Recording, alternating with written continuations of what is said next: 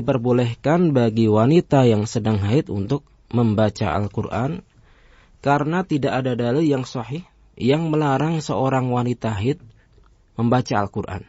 Membaca bukan menyentuh, ya. Bahkan para pendengar yang budiman, dalil yang menunjukkan bahwa wanita yang haid boleh membaca Al-Quran di antaranya adalah sabda Rasulullah SAW kepada istri beliau Aisyah radhiyallahu ta'ala anha ketika beliau sedang melakukan umrah.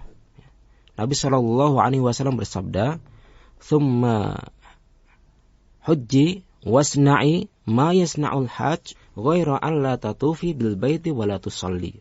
Kemudian berhajilah, atau ketika melakukan umrah, ya, lakukan amalan-amalan haji atau umrah, ya. Dan lakukan apa yang dilakukan oleh orang yang berhaji, ya, ketika haji, ya, mohon maaf, ya, ketika Aisyah radhiyallahu ta'ala anha sedang berhaji, maka Nabi SAW memerintahkan beliau, padahal pada saat itu beliau sedang mendapati haid, ya. Apa yang diperintahkan Nabi SAW?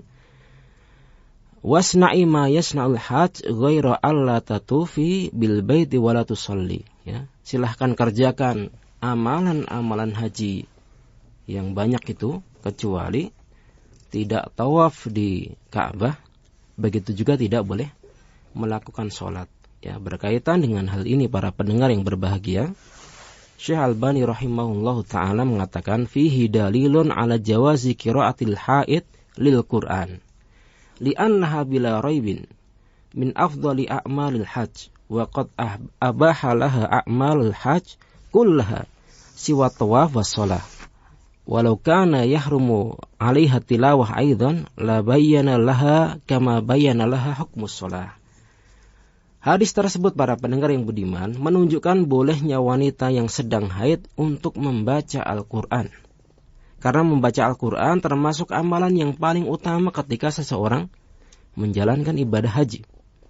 Dan Nabi SAW telah membolehkan bagi Aisyah radhiyallahu ta'ala anha semua amalan haji kecuali tawaf dan sholat, ya. Dan seandainya tidak boleh membaca Al-Quran, tentu Nabi SAW menjelaskan tentang hal tersebut, karena membaca Al-Quran ini merupakan ibadah ketiga haji yang paling utama juga.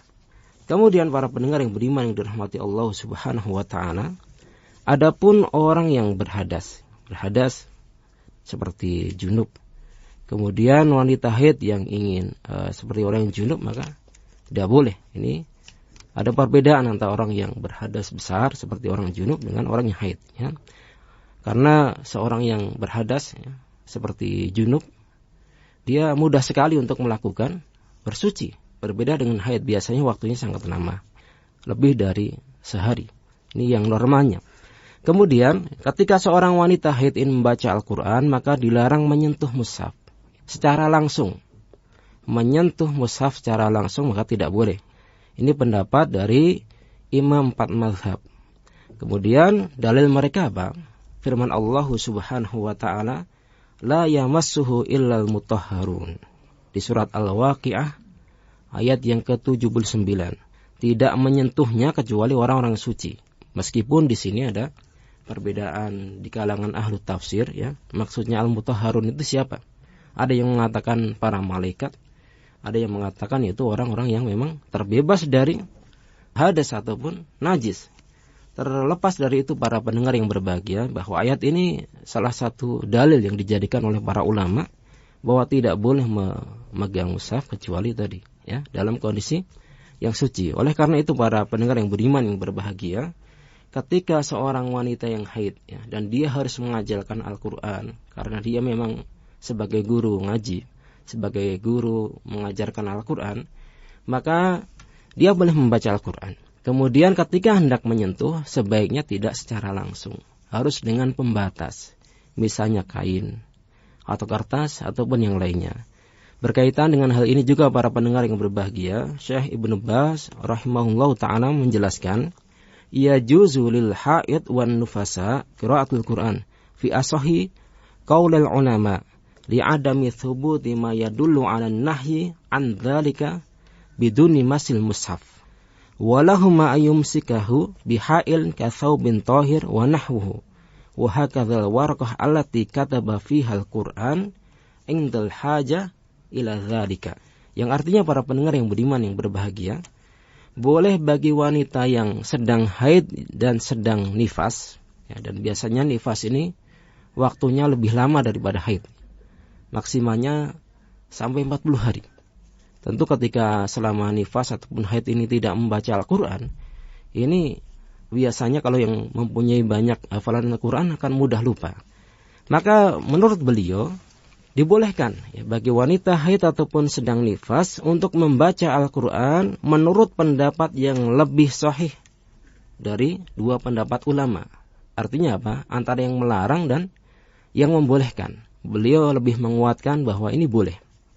Li'adami thubuti ma yadullu 'ala nahyi 'an dzalika ya biduni masil mushaf. Kenapa? Karena tidak ada dalil yang melarang secara sahih. Namun tidak boleh menyentuh mushaf. Ketika seseorang yang membaca, tidak boleh ya, menyentuh mushaf. Misalnya dia dengan hafalan atau dengan membuka tanpa menyentuh, kemudian dia baca. Dan tidak boleh juga memegangnya, kecuali dengan hail, dengan pembatas. Seperti apa? Katsaubin tahir, dengan baju ataupun kain yang suci. Kalau kainnya tidak suci tidak boleh. Atau dengan kertas, atau dengan pembatas lainnya, yang jelas tidak secara langsung.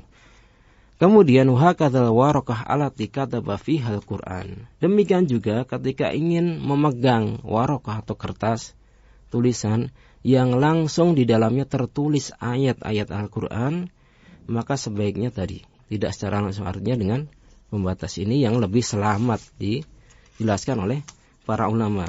Wallahu ta'ala a'lam.